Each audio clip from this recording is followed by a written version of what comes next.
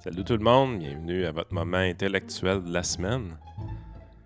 Parce que le reste du temps, on fait de la politique, puis on n'est pas généreux. Puis là, cette semaine, on se force pour être généreux, puis faire semblant qu'on fait pas de politique, même si c'est de l'économie. Puis... Parce que Vincent, c'est un académique, tu sais. Il se mêle pas de ça, la politique, c'est trop bas pour lui. Fait que... Oui, absolument. C'est vrai que c'est trop bas pour moi. C'est trop bas pour tous. Mais Hey, attends, t'as peu, là. Faut dire des vraies choses, là. Il s'en mêle pas, sauf après l'élection, quand il va y avoir une course à la chefferie au Parti libéral. C'est vrai, c'est vrai. Quand même, là. Faut pas inciter, faut pas induire les gens d'erreur. C'est pas fin, là.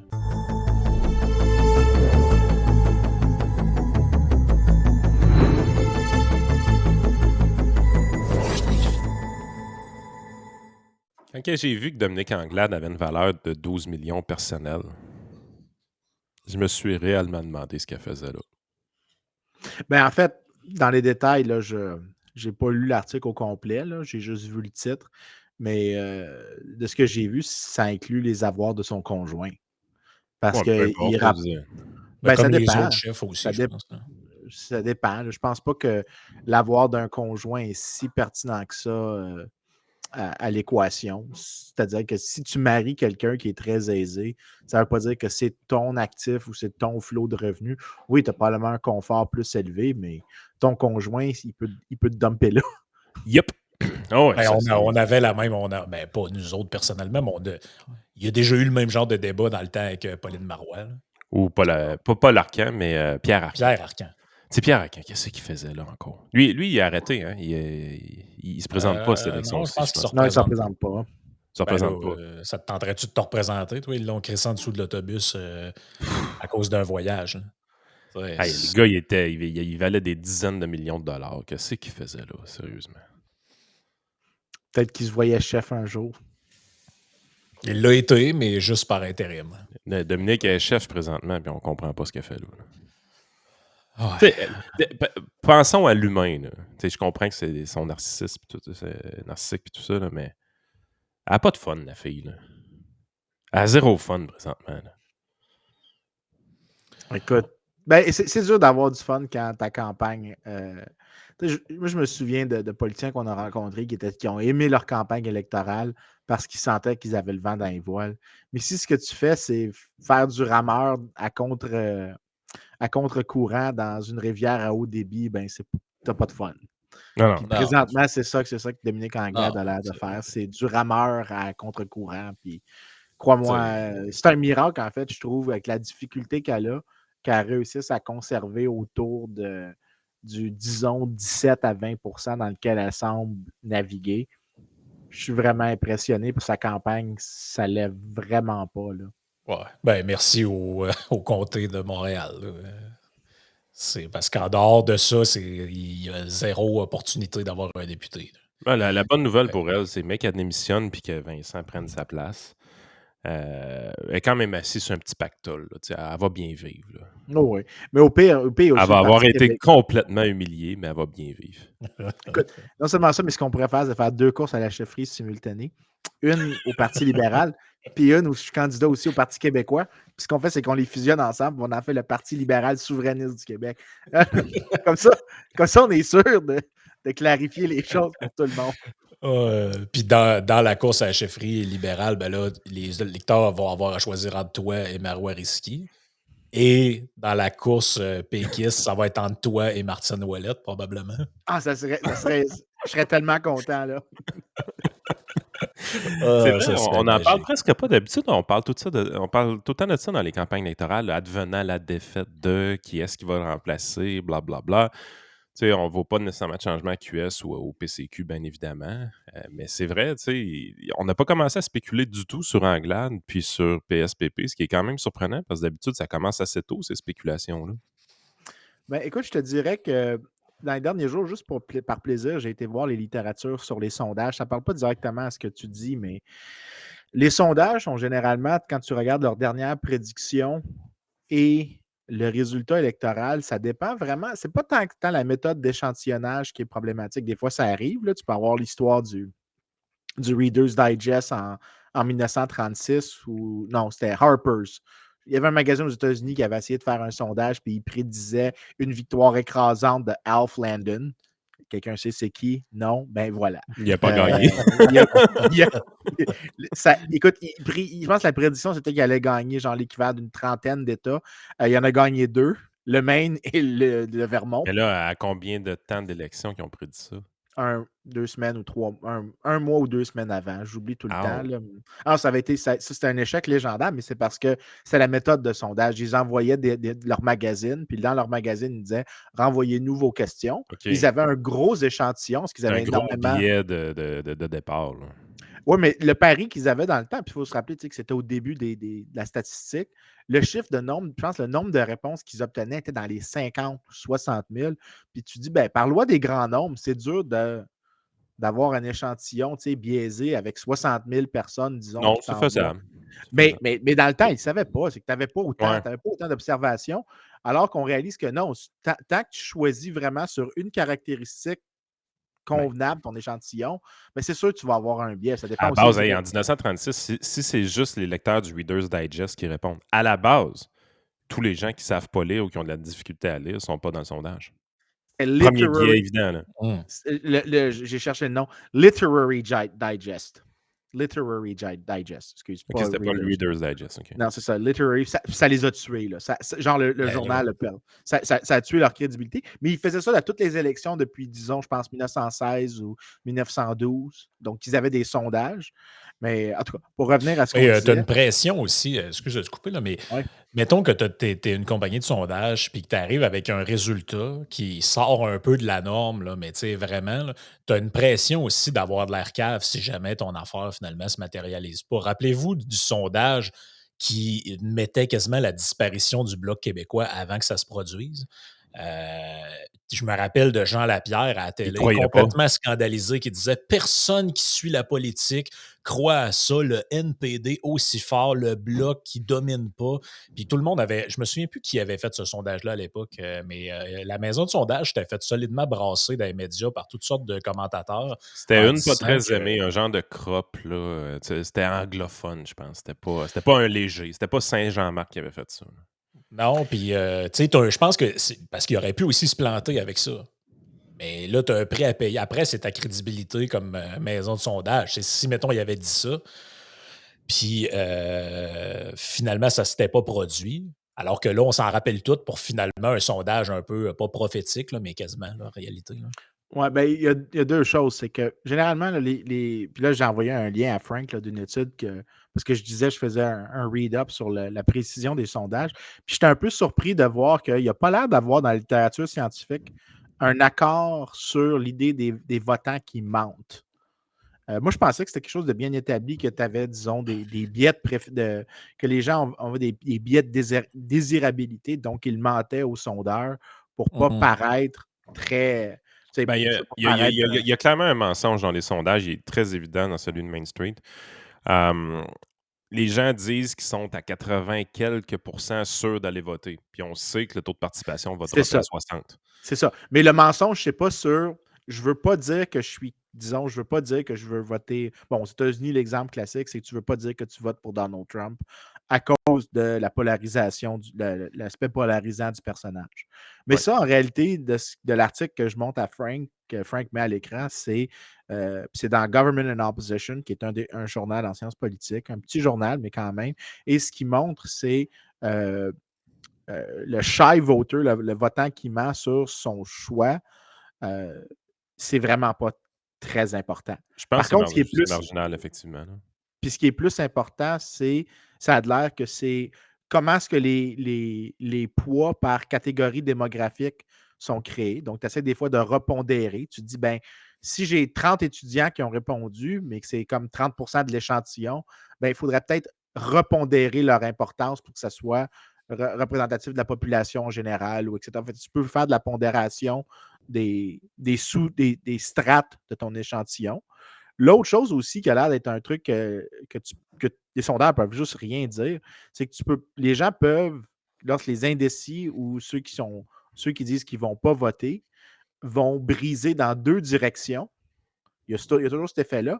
Et dans les systèmes parlementaires britanniques, il y a toujours l'effet qu'une des présomptions que les sondages ne peuvent pas dire, c'est qu'ils vont te demander, quand ils disent un autre parti, ils vont présumer qu'un autre parti est effectivement présent sur le bulletin de vote. Mais s'il ne l'est pas, ça va Ça veut rien changer le dire. mix. Ça veut rien dire, ça va changer le mix. Mais tu sais, quand tu as 3 à 4 de autres partis, mais que ces autres partis-là, quand tu regardes, généralement, les autres partis font rarement la proportion qui. Puis c'est pas qu'ils la font rarement, parce que des fois, ils surshootent, puis des fois, ils undershoot. Mais non, généralement, c'est qu'ils sont toujours du côté négatif, qui sont en dessous de la prédiction, parce qu'ils n'ont juste pas de candidat.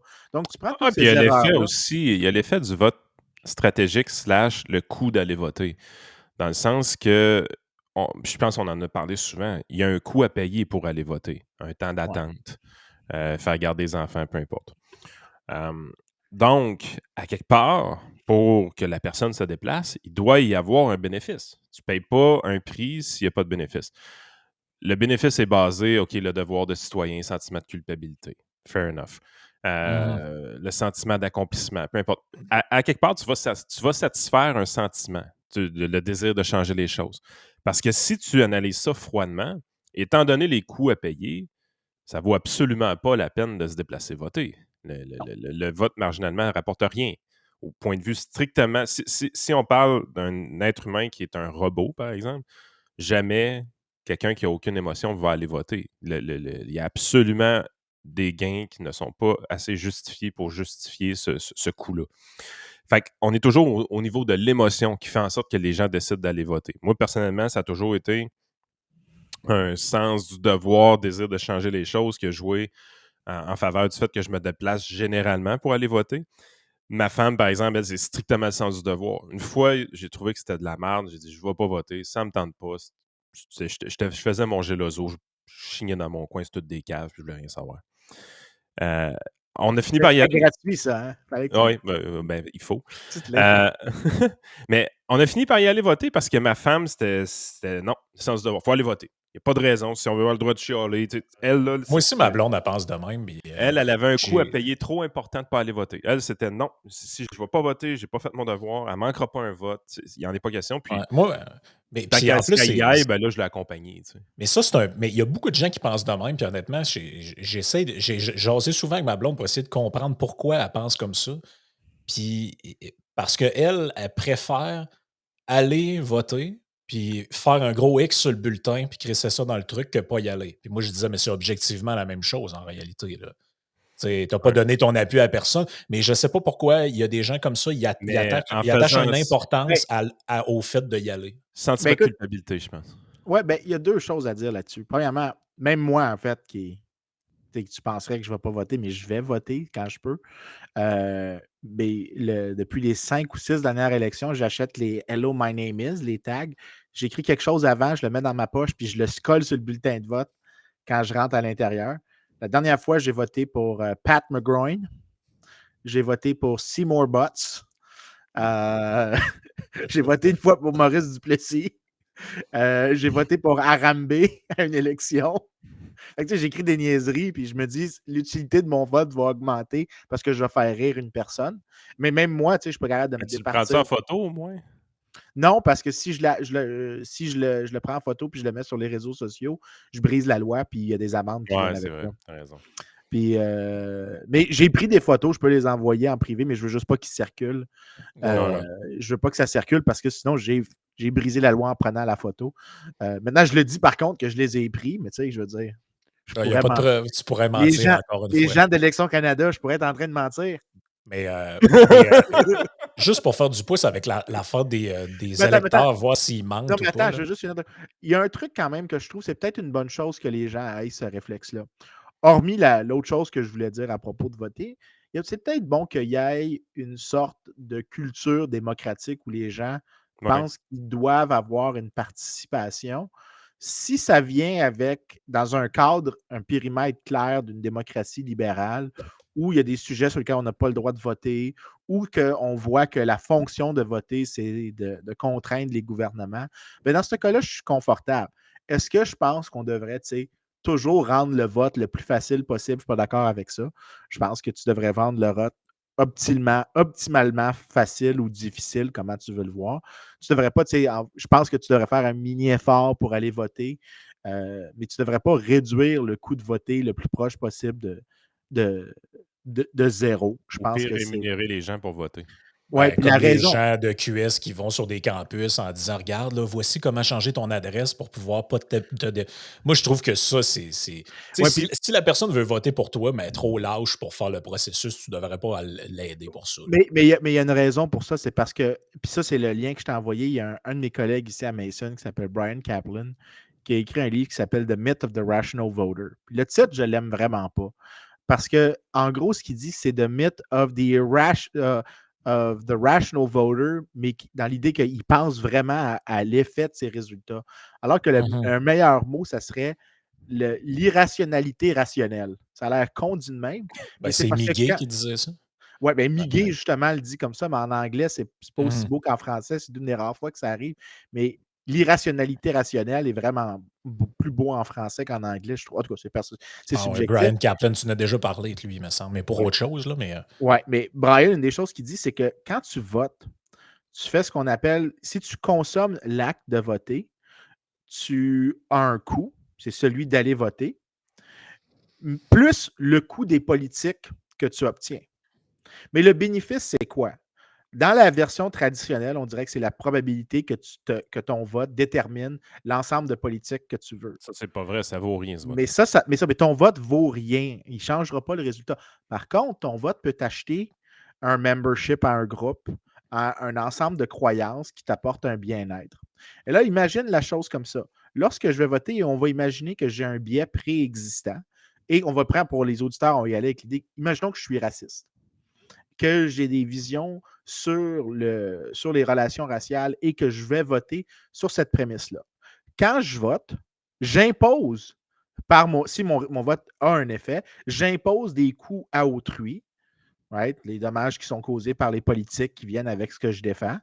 Mais le bénéfice, au final, pour moi, le coût va être minime parce que mon vote ne changera rien, mais j'ai un bénéfice, c'est-à-dire que j'ai un bénéfice à conserver un ensemble de croyances particuliers, c'est-à-dire que je peux consommer de la bullshit. Puis c'est ça qui dit rationalité irrationnelle, c'est que des systèmes de croyances qu'on peut avoir qui sont factuellement faux, qui n'ont aucune base scientifique, voter sur des politiques basées sur ça, tu n'as aucune incitation dans le mécanisme de corriger des croyances erronées et de voter sur des croyances avec des croyances correctes et d'avoir des résultats qui sont alignés plus sur l'intérêt collectif parce que tu consommes autre chose que le résultat du vote, tu consommes la valeur expressive de ton vote. Puis dans ces cas-là, c'est pour ça que je dis qu'une démocratie libérale, c'est bien plus que voter. Ça veut dire que tu dois avoir des mécanismes de contrainte. Puis ça peut inclure notamment des citoyens qui sont bien éduqués, qui savent, qui ont une sorte d'instruction populaire, mais aussi qui s'impliquent dans leur communauté. C'est pour ça, quand je dis l'importance de la société civile, un des mécanismes dans lequel tu corriges le plus souvent tes biais, c'est par des interactions avec des gens avec qui tu n'es pas familier. Donc, tu devrais avoir plus d'interactions dans la société civile pour que le vote soit mieux instruit. C'est des choses comme ça qui sont importantes. Fait que quand j'entends parler les gens de l'acte de voter puis de dire qu'il faudrait que tout le monde puisse voter, non, non, il Non. faudrait que tout le monde Ou rendre fasse le vote l'effort. obligatoire, on l'entend seulement. On l'entend Ben, souvent, c'est ça. ça. C'est ça. Ce que tu veux, c'est peut-être de. Puis c'est peut-être plus pertinent parce que là, les gens vont dire oh, tu veux pas que les gens votent. Non, ce que je voudrais, c'est que tu aies un mécanisme dans lequel tu essaies d'aligner les incitations de l'électeur davantage avec celui de la collectivité dans l'agrégat. Puis ça veut dire peut-être de casser des gouvernements en plus petits niveaux de gouvernement, que tu donnes plus de gestion, par exemple, dans les villes. Le fédéralisme découle largement de cette idée-là. Donc, que tu casses les pouvoirs pour qu'il y ait plus de petits gouvernements qui existent. Tu peux casser les chambres. Donc, tu as 2 chambres. Donc, tu peux voter pour 2 députés en même temps et chacun a des ranges de pouvoir plus limités sur lesquels ils peuvent agir. Donc, tu as moins d'informations à considérer comme électeur. Ce que tu fais dans des situations comme ça, c'est que c'est pas que tu changes le nombre de personnes qui votent, tu changes la manière dont leurs incitations sont alignées pour A, considérer de l'information et 2, agir comme une contrainte efficace sur le politicien. Comme ça, le politicien de la municipalité ne peut pas mentir sur le trottoir, sur l'efficacité du trottoir, si dans son conseil municipal, par exemple, il y a juste 100 personnes qui votent, puis au quotidien, ils voient le trottoir. Euh, dans un cas comme ça, tu as une contrainte qui est effective, comme on dit en anglais, et qui est binding, je ne sais pas comment le dire en français, là, effective and binding. Contraignante. Contraignante, merci. Là, c'est efficace, puis tu veux un système comme ça. Quand les gens disent, il faudrait que tout le monde aille voter, non, ce que tu devrais vouloir, c'est comme l'affaire avec, quand je dis tout le temps, ce qui compte, ce n'est pas les joueurs, mais les règles du jeu. Ben ici, c'est que tu veux aussi que les règles du jeu encouragent le bon comportement, tant des politiciens, mais aussi des électeurs, d'agir comme la contrainte qui devrait être sur l'abus de pouvoir. C'est ça qu'on veut, pour ça qu'on veut que les gens Ouais, votent, pour contraindre les politiciens. Je pense que je simplifie un peu quand je dis qu'elle va voter strictement par sentiment de culpabilité. Je pense qu'à quelque part, effectivement, si tu es au plus profond de toi-même un démocrate, exercer ton droit de vote, c'est un devoir, mais la raison pourquoi, peut-être qu'on a canné ça dans une phrase qui est un peu vide de sens, c'est ton devoir d'aller voter. OK? Ou cesse date. Mais je pense que ce qui se cache derrière ça pour vrai, c'est que de zéro le goût de vivre dans une tyrannie, puis la seule chose qui fait en sorte qu'on n'est pas dans une tyrannie, c'est la démocratie. Je veux dire, il n'y a rien d'autre. Là. Si tu n'es pas dans une démocratie, c'est une tyrannie d'une certaine forme. Pour l'instant, il n'y a personne qui a inventé un nouveau système qui n'était pas un des deux. Là. Fait qu'à un moment donné, tu es là. Un degré des deux, mettons. Si tu veux. Fait que dans le fond, tu te ramasses vraiment dans une situation où est-ce que le seul moyen de ne pas vivre dans une démocratie, de ne pas vivre dans une tyrannie, c'est d'aller voter. Fait que si tu refuses d'aller voter, si tu ne fais pas ton devoir de citoyen, tu acceptes inconsciemment de te diriger tranquillement vers une tyrannie. Parce que, moi, c'est déjà des phrases que je me suis fait dire par, mettons, j'avais la même discussion qu'on a avec des gens. Puis il me répondait là, du tac au tac un peu des phrases comme la suivante. Écoute, il y a tellement de gens sur la Terre qui ne peuvent pas voter parce qu'ils vivent dans une dictature que moi, je vais profiter de ce droit-là. je pense que ma blonde me l'a carrément déjà dit, cette phrase-là. Écoute, j'aime bien comment on dit ça parce que ça revient un peu à l'idée de ce que nous, on jase, c'est la version abstraite des normes et coutumes qui font le périmètre du politicien. Si les gens croient que imagine la situation suivante. Puis on va faire 2 cas de vote. Le premier, c'est que tu votes sur ce que le politicien peut te donner versus tu votes. Donc, la version mercantile, on pourrait dire. La version. J'aime ça comment tu dis ça, c'est bon, la version mercantile, que ton but, c'est de voter pour avoir quelque chose que le dirigeant te donne, puis ça ne te dérange pas si tu fais mal à autrui. Ou tu peux avoir la version dans laquelle ce système-là n'est pas parfait, mais je suis une des incitations pour que le politicien essaye de faire la bonne chose. Ce système-là n'est pas parfait. Je C'est n'essaie pas pas la de même voter pour tirer un avantage pécunier pour moi-même, mais je crois dans le système, puis me déplacer pour aller voter, c'est un vote en soi. Le fait de me déplacer pour aller faire un X dans une case, peu importe dans quelle case ce X-là se retrouve, en soi, c'est un vote de confiance dans le système démocratique dans lequel on vit.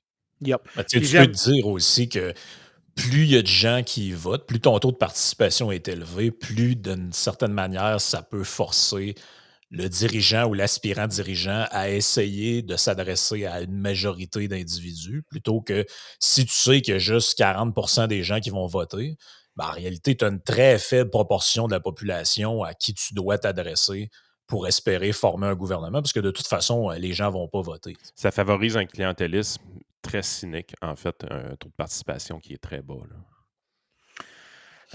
Je ne sais pas là-dessus parce que c'est possible aussi que ce que tu peux faire, c'est que tu peux faire des coalitions de rent seekers. À 100%, tu ne peux plus vraiment le faire, mais tu peux aussi avoir dans ce cas-là un coup. Est-ce que tu invites des électeurs qui sont, par exemple, si tu forces les gens à voter, tu peux inviter des électeurs qui sont, disons, je suis très content que quelqu'un du Front National, par exemple, ne vote pas. Je m'excuse, là, je vais le dire très consciemment.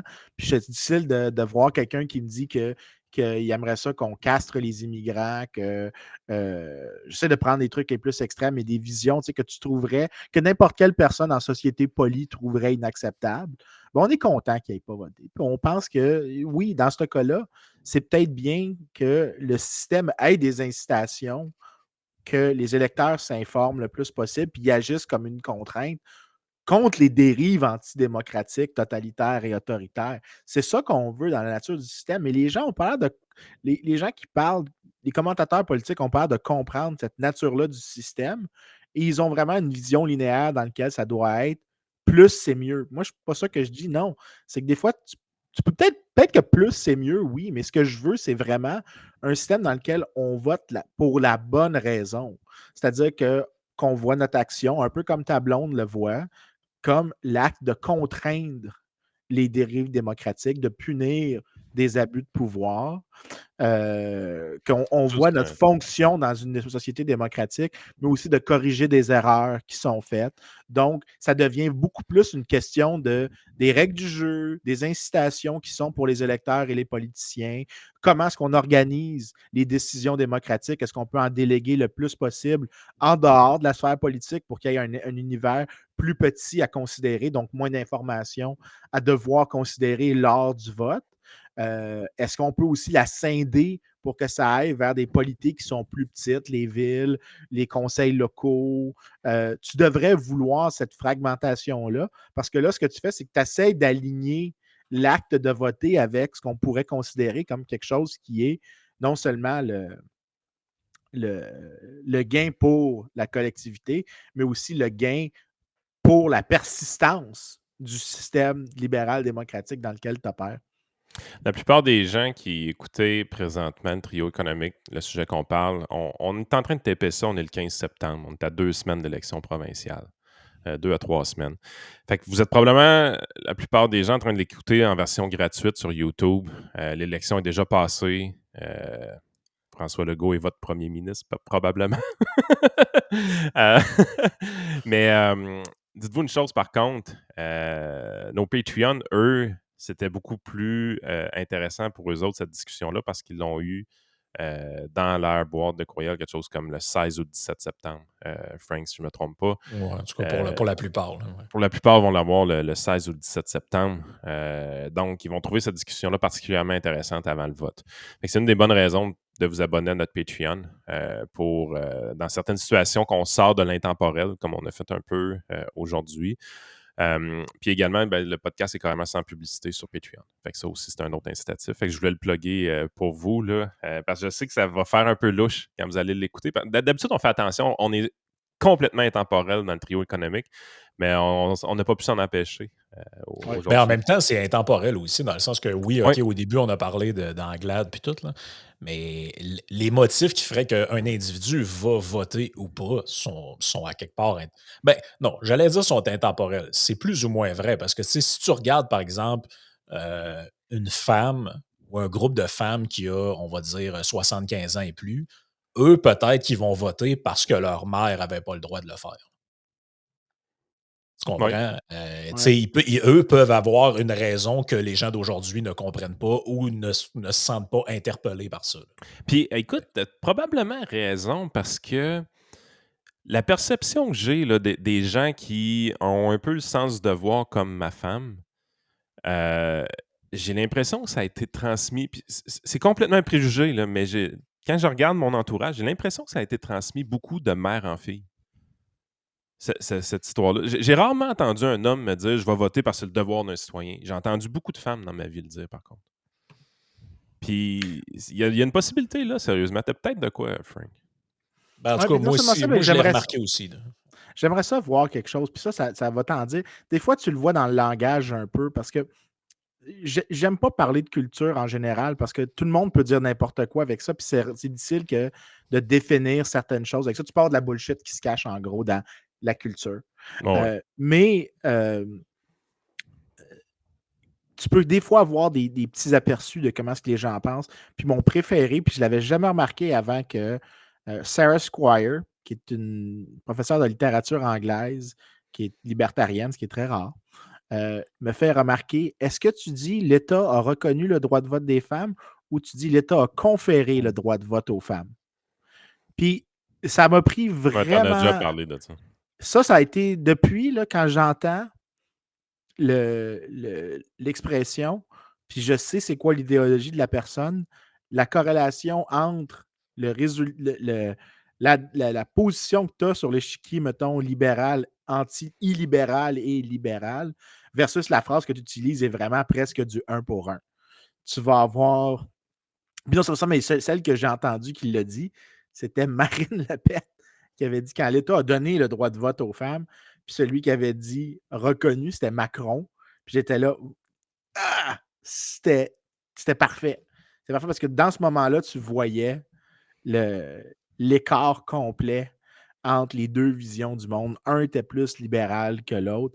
Et tu peux voir, je suis sûr que si on regardait, par exemple, Gabriel Nadeau-Dubois parler, on verrait la vision de la démocratie beaucoup plus dans sa forme mercantile. Donc, tu votes pour avoir des nananes, mais aussi que c'est l'État qui te confère des nananes. Donc, l'État a une certaine hiérarchie qui existe.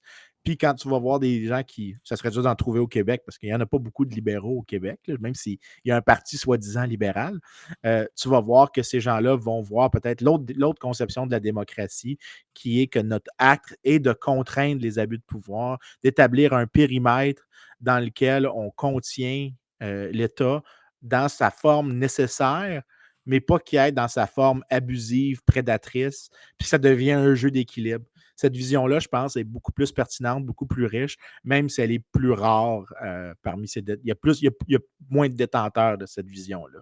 Mhm. Moi, je m'étais déjà fait dire aussi par quelqu'un, une connaissance, là, ses parents, eux, avaient immigré, je me souviens plus si c'est de Chine, mais en tout cas, un pays d'Asie. Et il me disait, tu sais, mes parents, eux autres, ils insistaient beaucoup, beaucoup là, pour qu'on aille voter, là. Parce que, tu sais, chez nous, soit il y avait plus ou moins le droit de vote, ou c'était, tu sais, il y avait toujours l'impression que les élections étaient patentées, là. Et eux avaient transmis ça à leur enfant, dans le sens que, tu sais, en disant, vous avez la chance ici de pouvoir aller, tu sais, faire un X sur un bulletin de vote sans être menacé, sans que finalement, tu ne sais pas trop si on va prendre ton bulletin de vote puis le mettre dans la boîte de quelqu'un d'autre. Parce que, tu sais, il y a des endroits dans le monde, on ne se le cachera pas, là, les élections, ils sont solidement tripotées, là. Tu sais, Ouais. j'ai travaillé avec un gars à un moment donné, lui, il avait une situation un peu spéciale parce que bref, je n'entrerai pas dans les détails, mais en gros, c'est un Vénézuélien. Et il me disait, tu sais, là-bas, on va voter, mais tout le monde sait que les élections sont arrangées, là.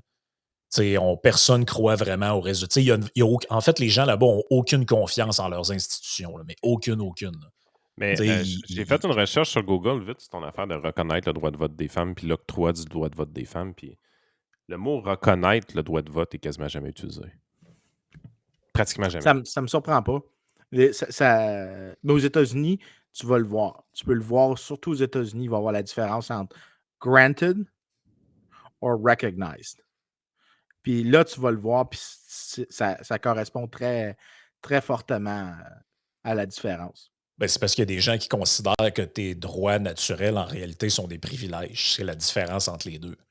Mhm. Oui. C'est que c'est un privilège de pouvoir. Puis ça, je l'ai déjà entendu, ce genre de phrase-là. Puis c'est pas nécessairement dit de manière consciemment péjorative, là, mais eux vont dire ouais, mais c'est un privilège qu'on a de faire telle affaire. En réalité, dans un système démocratique, voter, c'est pas un privilège, c'est un droit fondamental. Ouais, ben, en fait, à la limite, là, dès que tu pars d'une prémisse de droit naturel en quelque part, pas besoin d'être un strict adhérent, genre Murray Rothbard, ou un adhérent un peu plus lousse, comme on va dire Elizabeth Anderson, là, qui est un exemple de plus lousse. Dès que tu es là-dedans, c'est difficile de ne pas faire partie de la grande famille libérale, parce que tu présumes qu'il y a des droits qui préexistent l'État. Puis la question, c'est comment tu fais pour avoir un État qui les respecte puis qui agit autour de ça, puis qui essaye de faire des politiques publiques en respectant les droits, en ayant sur le consensus le plus possible. Ça, c'est la définition de la démocratie. Si tu es dans la version autre que les droits sont construits par le pouvoir, par la force que tu peux exercer soit dans le vote ou soit avec une épée, ben là, ça devient beaucoup plus difficile d'arriver à comment tu fais pour avoir quelque chose qui persiste à travers le temps. Ça devient en fait littéralement impossible.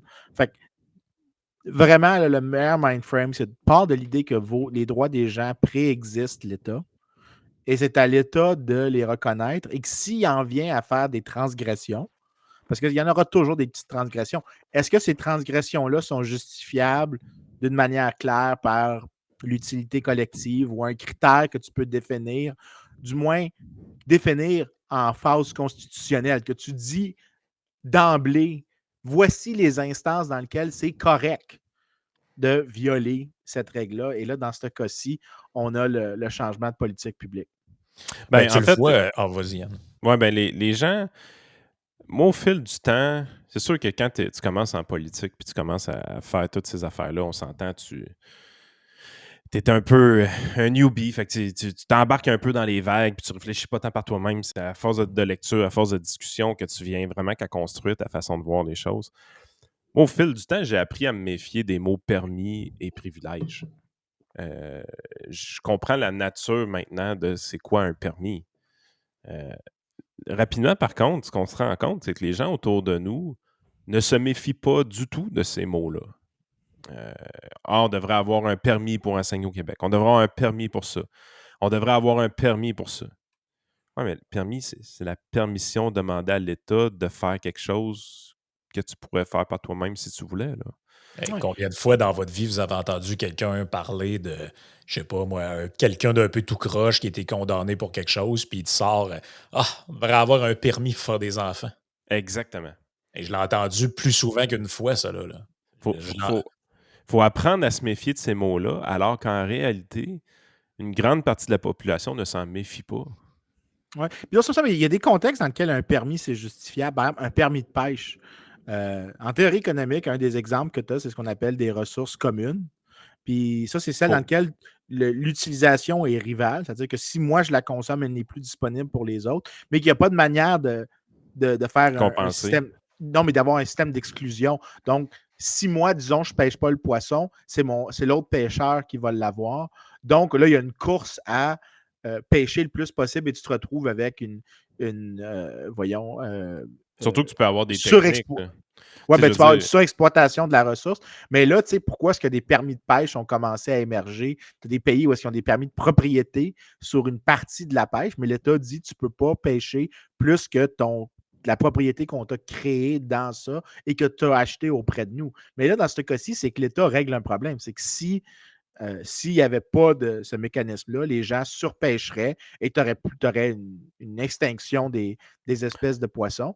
Mais ça, oui. C'est c'est arrivé un par le cas dans passé, lequel. là, ça, là. Oui, puis c'est arrivé par le passé. Mais Et- ça, c'est un exemple Ça, c'est d'un permis. un rôle des écologistes qui ont été pertinents dans l'histoire, pareil, de l'humanité. Dans le Oui. sens que je ne sais pas exactement c'est quoi les études que les gens qui gèrent les populations de poissons ont, c'est des biologistes probablement, là, mais je veux dire, c'est déterminant dans la protection des ressources, même à très long terme. Parce que s'il y a des failles, je dirais pas des. Je ne veux pas utiliser le mot faille parce que ce n'est pas le bon mot dans le capitalisme. Ce n'est pas une faille du capitalisme, mais c'est le gain court terme peut réellement venir problématique dans une situation où est-ce qu'on a des technologies présentement qui nous permettent de pêcher le poisson d'une manière extrêmement facile. Des gros filets, des gros navires, Ouais. name it.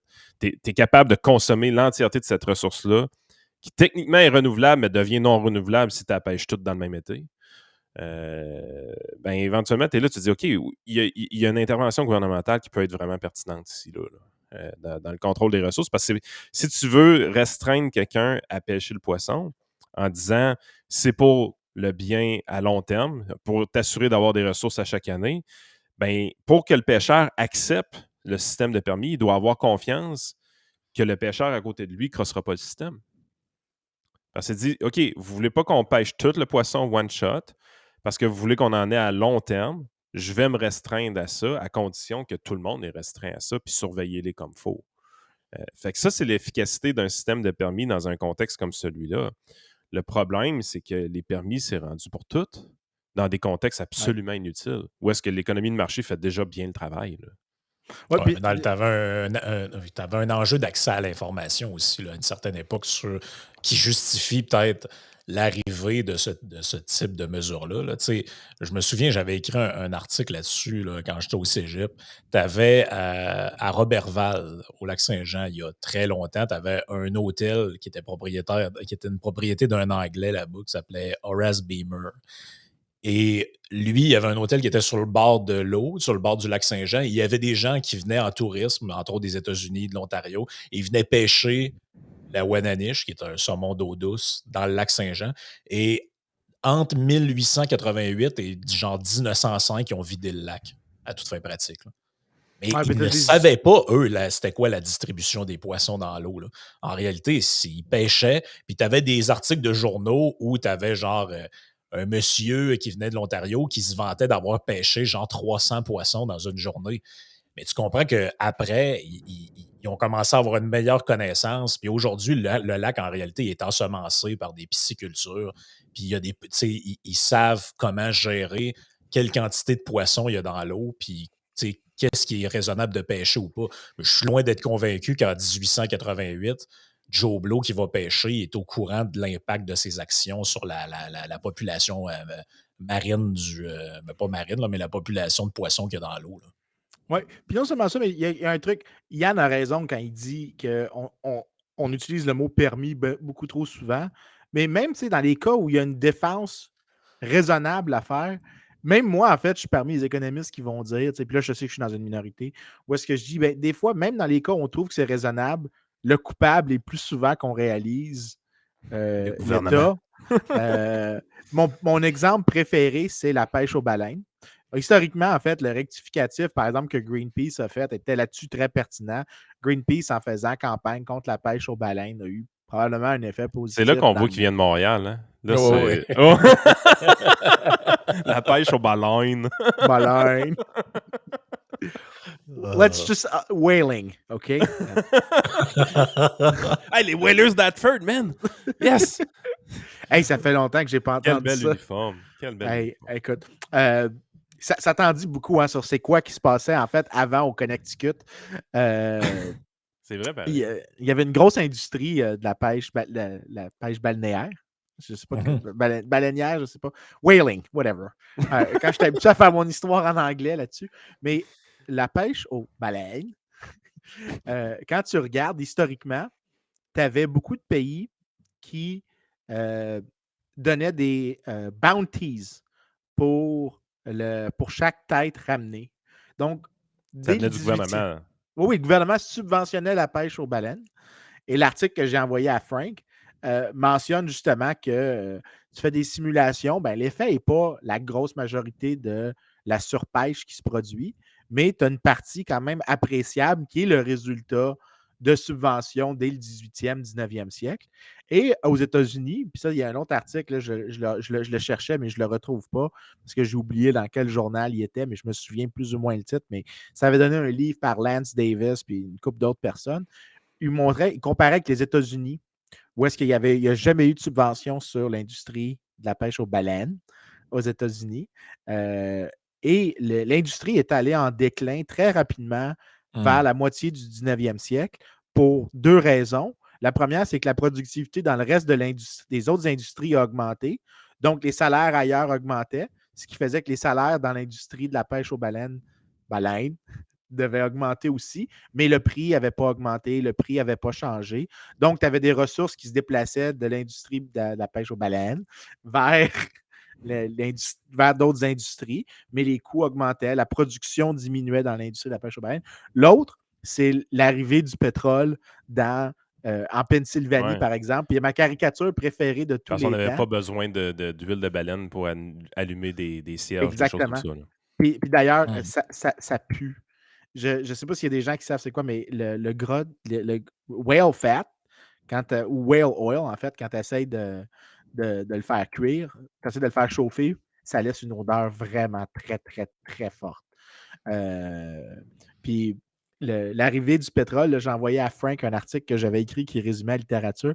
Frank, si tu pouvais mettre l'image, c'est mon image préférée de toute l'histoire. Puis ça revient à pourquoi je dis que des fois, tu devrais pas. Tu devrais peut-être laisser les marchés fonctionner. Ça, c'est une caricature de 1861, je pense, dans Vanity Fair. Puis ce que tu vois, c'est des baleines de tous les types. Tu as des bowheads, tu en as de toutes les catégories. Puis ils sont à un bal costumé, tout bien habillés. Et en haut, dans le titre, c'était the oil wells of our native land, may they never secede. Oil's well that ends well dans le sens le puits de pétrole. Tu as plein de jeux de mots là-dedans, mais c'est des baleines qui célèbrent quoi au final? L'arrivée du pétrole. l'arrivée du pétrole, parce que ça aide à détruire l'industrie de la pêche aux baleines, parce que peut-être par réponse au fait qu'il devenait plus rare, donc les prix augmentaient. Le Ça, c'est le bout qui résultat, n'est pas c'est repris par Greenpeace. ça, c'est le bout qui n'est pas repris par Greenpeace. Mais tu sais, quand je disais tantôt, même la section dans laquelle on peut dire qu'il y a une justification peut-être pour l'État, est-ce que vraiment l'État Fait que là, tu es en peut train de régler? dire que pour Est-ce les que l'État. baleines, là, c'est encore un cas où est-ce que le problème est en train de se régler par lui-même. Le gouvernement est intervenu Puis il n'a sur pas le aidé tard dans tant le que ça. dossier, puis finalement a pris tout le mérite Yep. de l'économie de marché qu'il réglait lui-même le problème. Oui. Puis plus Mais souvent c'est quand même une circonstance, là, dans le sens qu'on aurait pu réellement détruire toutes les populations de baleines, par contre, avant d'avoir les puits de pétrole suffisants pour rectifier le problème. Parce que Oui. avec l'industrialisation, avec le fait que les gens avaient besoin d'énergie, avaient besoin de s'éclairer, tout ça, je veux dire, c'était une solution très primitive de prendre ce produit-là pour les lampes, on va se le dire. Puis oui, c'est le fun d'avoir découvert du pétrole en suffisamment grande quantité pour s'en sortir un peu. Mais si ça n'arrive pas, on finit par passer au travers des baleines, probablement.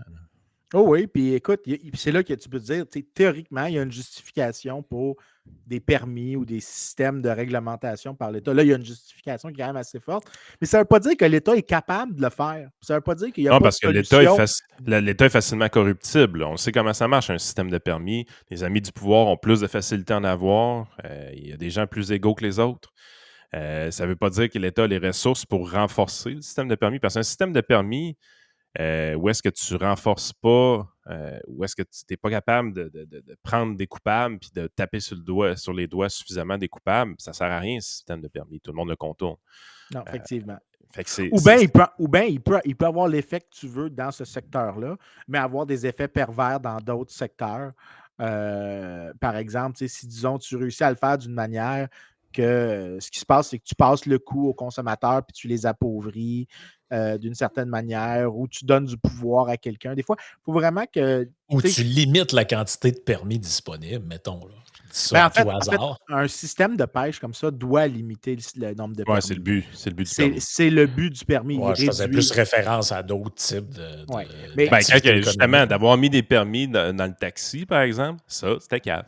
Ça, c'était très D'avoir mis des permis de c'est parce que le permis est utilisé à des fins protectionnistes. Quand tu disais, tu peux anticiper les effets négatifs d'une chose. Les premiers qui ont pensé à ça, ils n'ont peut-être pas vu cette opportunité-là en se disant, ouais, mais plus tard, ça va être utilisé par des gens pour protéger une industrie en déclin. Ils n'ont sûrement pas pensé à ça. Là. Non, mais en plus, pour revenir à tout ce qu'on essayait de dire, c'est que le mot permis est beaucoup trop utilisé. Puis même quand on pense qu'il y a une justification, ça ne veut pas dire que l'État est capable de la faire ou qu'il ne va pas empirer les choses ou que le problème n'est pas causé par lui pour commencer. Donc, tu sais, c'est vraiment un aspect modeste que j'essaie d'encourager. La fameuse phrase que Frank disait, là, un permis pour faire des enfants. Il n'y a jamais personne qui est sérieux quand il dit des affaires de même, mais on comprend que c'est dans la culture. Il y en a qui le sont. On l'a tout entendu, cette phrase-là. Tout le monde l'a entendu. Ça a déjà existé. En Chine. Ça a été fait, cette affaire-là. Hey, y en a-tu des anomalies qui s'est passées autour de la politique d'un enfant par famille en Chine? Ils ont encore des problèmes avec ça. C'est effrayant. C'est effrayant ce qui s'est passé là. Ah ben écoute, juste pour le fun, c'est drôle. Je fais un book review pour. C'est le fun. C'est pas le fun pantoute. Mais je fais un book review pour un think tank. Puis il y a une section dans le livre sur ce qui se passait en Chine avec le One Child Policy. Mais écoute bien ça. Il y avait des trucs que je ne savais pas qui m'ont vraiment perturbé. Là. C'était dur à lire, juste savoir que l'État a fait ça. Là. La justification qui était donnée, c'était vraiment une justification écologiste. Il y avait trop de gens, puis que ça faisait que ça imposait une pression sur les ressources naturelles. Puis voici les choses que. Là, juste ça, moi, ça me fait peur. C'est vraiment ça, la justification du One Child Policy, c'est vraiment. Oui, mais moi, je ne le savais pas. Mais c'était, voici le gars. Song convinced that the One Child Policy was necessary in order to curb China's population growth. He calculated that the ideal size of the Chinese population Ça, c'était pour 1980. Fell between 650 and 700 million. Chong presented his findings to members of the Chinese Academy of Sciences. With their help, he managed to convince China's leadership of the veracity of his claims and that the one-child policy was adopted by the Fifth National People's Congress in September 1980. Fait que, tu sais, c'était- 1980, on décolle Yep. cette affaire-là parce qu'on voulait que la population de la Chine soit d'une manière optimale à 750 millions de personnes. On est quand même rendu à 1,5 milliard, 1,6 milliard, je pense. Ok, ben, voici des passages vraiment perturbants. Là. In the 1980s, intrauterine devices became state mandated for women who had already given birth. Fait que déjà là, ça veut dire que tu te fais imposer de mettre Traduis-les pour les gens. hein. un IUD, ce serait, voyons, je sais pas comment traduire ça, mais tu te fais mettre un stérilet à toute fin pratique. Donc, tu te fais imposer un stérilet. Punishment for non-compliance could be rootless.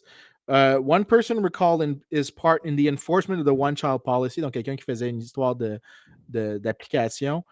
He and his team tore down a family's house, donc ils ont détruit une maison, after the mother tried to avoid a state-mandated tubal ligation, donc voyons, Une ligature des trompes. une ligature des trompes, merci. Voyons. The Chinese government raked in, ça c'est combien ce qu'ils collectent des frais de gens qui payent la taxe, parce qu'il y a une taxe, parce que tu peux en faire un deuxième par accident. Dans ce cas-là, tu as une taxe à payer. La taxe est à peu près 5 à 10 fois le revenu annuel d'une personne moyenne en Chine. Donc, c'est généralement les gens riches qui font plus que 2 enfants parce qu'ils peuvent se payer ça. Mais the Chinese government raked in 2.7 billion from these, et c'est ça le nom pour vrai, social compensation fees. Des frais de compensation sociale. Pas pour rien qu'ils sont venus au Crédit Social en Chine. Ouais. Puis il y a des enfants, en fait, il y a des parents parce qu'ils ne peuvent pas payer la taxe quand ils sont enceintes. Un autre passage ici, ils abandonnent leurs enfants. Mais les enfants, comme ils sont abandonnés, il y a des gens qui sont gentils et qui ont un cœur qui est prêt, mais ces enfants-là n'ont pas le droit d'avoir de papiers légaux. Donc, ils n'existent pas légalement. Ils s'appellent des hukus. Quel régime taré. Puis ce qui est freakant dans toute cette histoire-là, puis je vais te laisser continuer après, Ouais. c'est que l'histoire moderne nous montre quand même que quand un pays passe du statut de sous-développé en voie de développement à pays développé, ce que la Chine essaie de faire quand même, naturellement, on finit par avoir un taux de natalité qui diminue rapidement. Parce qu'on n'a pas besoin oui. On connaît le principe, là. On Mais avait est-ce des que je me- grosses familles pour protéger un peu la famille puis avoir de la du cheap labor pour travailler sur la terre. Mais quand tu passes d'une économie agricole à une économie de services, la tertiarisation de l'économie, tu n'as plus besoin d'avoir autant d'enfants. hein. Puis naturellement, la population diminue son taux de Ah ouais, natalité. il n'y a pas eu de loi là, au Québec pour qu'on passe de famille de 12 à famille de 2-3. Ouais, mais on a mis l'église dehors, puis le curé, je l'ai mis dehors, un coup de pied dans le cul quand il est venu me dire de faire des bébés. Yeah. Mais c'est pas. Mais Sure. moi, je pense pas. Moi, je pense que c'est bien d'avoir plus de personnes sur Terre. Plus de gens, c'est plus d'idées, puis des idées, c'est non rival. Fait que moi, je suis vraiment pas de la proportion des gens qui pensent que plus de personnes, c'est un problème. Je pense que plus de personnes, c'est une panacée à toute fin pratique. Surtout si tu les laisses libres. Ouais, puis d'interagir. l'enrichissement de nos sociétés va faire qu'il va y avoir moins de personnes éventuellement. là. Oui, mais moi, je ne considère pas que c'est positif. Moi, si on pouvait continuer de s'enrichir et d'avoir plus de gens, ça veut dire plus d'idées, ça veut dire peut-être qu'on peut aller plus dans l'espace, on peut peut-être inventer des nouvelles technologies, ou est-ce qu'on se fusionne soi-même avec des machines ou qu'on télécharge nos cerveaux dans des ordinateurs. J'exagère, là, mais l'idée d'un futur sans limite, je pense vraiment que c'est possible, mais il faut que tu ailles, si disons, même si tu imagines qu'il y a peut-être 3-4% de la population chaque Ils année. sont en mode Star Trek. Whatever, Mais arrête de de ce rire. que je comprends, là, peut-être que je me trompe, Vincent, là, mais ça a changé de nom, mais ça existe encore, en fait. Ça existe encore. C'est juste que maintenant, je pense que depuis 2021, en tout cas, c'est ce que je lis est vrai, ils auraient droit, selon certaines conditions, à avoir 3 enfants. Mais au 4e, tu es aussi bien d'être prêt à l'abandonner quelque part. Écoute, puis là, l'autre chose que je cherchais, là, juste pour vous donner une idée, il y a un des estimés, je ne sais pas quel poids ils mettent dessus, mais puis ça, c'est une phrase du régime. On va y aller avec le chiffre du gouvernement chinois qui se vante de ça, puis les mots sont importants ici.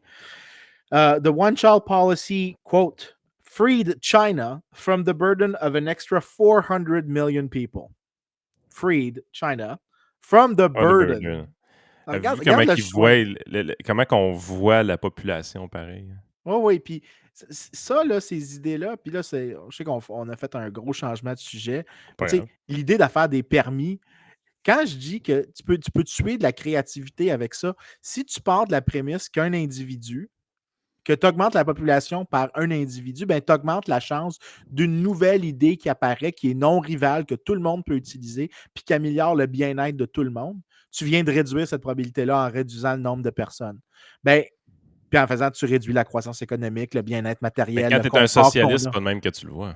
Oui, mais le permis, dans ce cas-ci, le permis de faire des enfants, dans ce cas-ci, a eu un coût social et économique plus loin dans l'avenir, mais qui est quand même très important. Imagine qu'est-ce qui se serait passé s'il y avait eu 400 millions plus de Chinois. Imagine la proportion, pense juste au nombre de gens dans les universités qui sont des Ben, inventeurs qui viennent de c'est-tu chez un nous. mythe ou c'est presque juste des hommes, les one-childers, si on pourrait dire, là? Dans le sens que présentement, tu aurais à peu près, chez les jeunes C'est pas un Chinois, mythe. Le ratio, 3 c'est ou 120. 4 hommes pour une femme, quelque chose de Non, même? le ratio varie de province en province. Kevin Greer, qui est mon co-auteur sur un autre truc, a un article sur ça qui montre que ça a des effets sur comment est-ce que les gens consomment. Donc, les hommes vont faire beaucoup plus ce qu'on appelle des peacock spending. J'ai toujours aimé le terme. Mais c'est-à-dire que Peacock spending, ça, les peacocks, c'est les pants, ça, hein? c'est ça. C'est-à-dire que tu essaies de te montrer davantage. Donc, tu vas faire de la consommation ostentatoire pour signaler ta désirabilité comme Mâle mating alpha. material, mais qu'en moyenne, pour le pays, c'est 1,21 hommes par femme ou OK, 121%. OK, c'est pas comme le lac Saint-Jean qui était 5 filles pour un gars, là. Ouais, mais attends, là, attends, c'est 121. Tu sais, quand on entend n'importe quoi pareil. Ouais, écoute, mais 121 pour un, là, considère que c'est probablement dans les groupes d'âge affectés, c'est probablement plus important. 1,21 pour un, pas 121 pour un. 121%.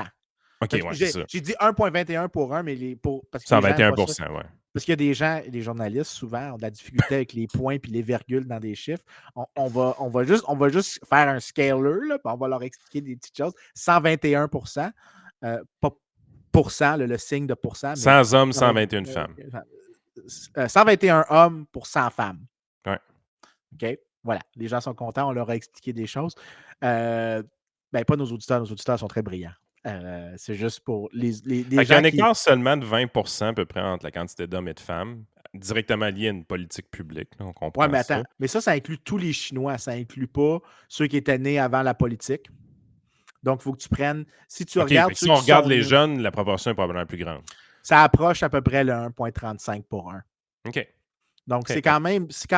Mais ça, Mais ça veut dire, si tu y penses, ça veut dire que tu as environ peut-être un petit peu plus que 30% des hommes. J'essaie de faire le ratio dans ma tête, là, mais j'ai un fuck. Puis, je ne sais pas si c'est 35% exactement, le 1,35 pour 1, là, mais environ un tiers des hommes vont être seuls. C'est-à-dire qu'ils ne se trouveront pas de partenaire, ou du moins qu'à n'importe quel moment dans l'année, si tout le monde a un partenaire, si toutes les femmes ont un partenaire, un tiers des hommes n'en auront pas. Écoute, C'est quand même considérable ce que ça implique sur les dynamiques. dans un podcast, j'ai entendu quelque chose aussi. Tu sais, la tendance des hommes de prendre plus de risques était due au fait que les hommes sont plus facilement expendable. Dans le sens que pour la reproduction, la femme est plus importante. Tout le monde comprend. Tu n'as pas besoin d'avoir autant d'hommes que de femmes réellement pour la procréation. Un homme peut féconder plus qu'une femme, mais une femme, étant donné que la maternité, c'est 9 mois, puis elle a juste un utérus, tout ouais. ça, tout le monde comprend ça, ce principe-là. Fait que le fait que les hommes soient expendable dans le processus de création, de procréation les a amenés à être beaucoup plus preneurs de risques que les femmes, parce que justement, tu peux sacrifier des hommes éventuellement. Y a-tu un peu de ça dans leur politique, de leur côté, de dire, ben écoute, si on a 1,35 hommes pour une femme, au pire, c'est pas grave, on aura juste plus de monde dans l'armée qui vont peut-être être un peu plus agressifs ou peu importe. Ouais, Euh, mais tu ne devrais pas encourager. Écoute, il y a. Je cherchais justement, pendant que tu disais ça, tu m'as donné l'idée de regarder. Fait que j'ai été voir Sex Ratios and Crime. Puis voici ce qu'ils disent. Puis ce que je me souviens, c'est. Je me souviens plus qui m'avait dit ça, mais que. En fait, puis ça fit un peu avec la logique. Un jeune homme est généralement très violent. Mais Mhm. quand tu casses les jeunes hommes en fonction de s'ils sont en couple avec enfants, ou en couple dans un ménage nucléaire, donc tu as des parents qui sont présents, plus tu ajoutes des personnes dans le ménage, plus les hommes sont moins violents. Les jeunes hommes sont moins violents, même s'ils restent quand même un peu plus violents que les autres catégories. Dans leur même catégorie, ils sont plus violents que les autres hommes moins jeunes. On Mais pourrait dire agressif plus que violent, je pense. ouais, ils sont plus prompts à déployer des comportements. Totalement violent, ouais. Ouais. Mm. Puis il y a quand même un fait que l'idée que le mariage domestique, l'homme sauvage, qui le rend et d'avoir une famille aussi a un effet sur le comportement. L'homme se responsabilise beaucoup plus. Il y a un effet. Je m'en fous de ce que tu penses normativement de ça, mais positivement, dans les faits, là, c'est clair que le mariage et les enfants ont un effet sur la réduction des comportements Ben, agressifs chez je vais, les hommes. je vais reprendre une manière de Jordan Peterson de l'amener, puis je pense que tu vas l'apprécier. Il dit, si tu prends un homme et une femme dans la population générale, puis tu te poses comme Ouais. question, lequel est le plus agressif entre les deux? Si tu dis la femme, tu as 40% de chance d'avoir raison, grosso modo. Ce qui fait que quand tu regardes l'homme médian et la femme médian, ils sont quand même proches un de l'autre en termes de Ouais. déploiement d'agressivité. Quand tu t'en vas dans les extrêmes, tu te ramasses dans une situation où est-ce que les prisons sont remplies d'hommes. Yep. Donc, si tu détermines... Tu sais, est-ce que... Puis c'était le fun parce que la discussion était avec Joe Rogan dans ce temps-là, fait qu'il a amené le UFC là-dedans. Est-ce qu'une femme qui fait du UFC, qui est championne du monde de UFC, est plus agressive que la majorité des hommes? Définitivement. Par contre, le moins bon fighter de la UFC, il calisse une volée pareil. Là. Effectivement. Écoute, pour mon Ouais. enterrement de vie de garçon, on était allé à un match de boxe. Puis il y avait une section dans le match. C'était plusieurs matchs au Casino de Montréal. Puis il y avait un match fille contre fille. C'était vraiment intense, mais tu voyais que la force physique déployée était inférieure, qu'il y avait plus d'hésitation, pas d'hésitation, mais En qu'il fait, y avait plus de forward thinking, puis moins je te d'attaque. dirais qu'un match de UFC féminin finit probablement moins souvent avec des knockouts, mais avec beaucoup plus de sang. Dans le Ouais, sens que, tu sais, souvent, une des raisons pourquoi un combat masculin va avoir un peu moins de sang qu'un combat féminin, c'est que le knockout arrive plus vite. Tandis que avec une femme, le knockout arrive moins vite, mais Mhm. l'agression est quand même là. Donc, il y a beaucoup plus de coupures, beaucoup plus de blessures au visage ou des choses comme ça. Donc, qui n'amène pas le knockout, mais qui amène une usure sur ouais. le corps vraiment très, très, très importante qui déforme le visage de l'adversaire carrément. Ben, j'aimerais ça, par exemple, voir s'il y a des papiers scientifiques qui regardent la performance, la durée d'une carrière, toutes choses étant égales par ailleurs, pour une femme et les résultats de santé pour cette femme-là relativement à un homme, toutes choses étant égales par ailleurs. Tu vois, par exemple, je ne serais pas surpris qu'on voit que la post-carrière est peut-être plus courte chez une femme parce que ça impose des coûts plus importants sur le physique ou je suis sûr qu'il y aurait plein de différences comme ça que tu pourrais voir Moi, je qui ont pense une qu'il y a plus fondation. de blessures au cerveau chez les hommes que chez les femmes, Ouais. probablement. Ouais, mais tu veux tenir compte aussi, par exemple, du fait qu'il y a juste des hommes. Le football, par exemple, parce que la plupart des problèmes de commotion cérébrale se produisent. Football américain, là, pas le football d'Européen, le vrai football.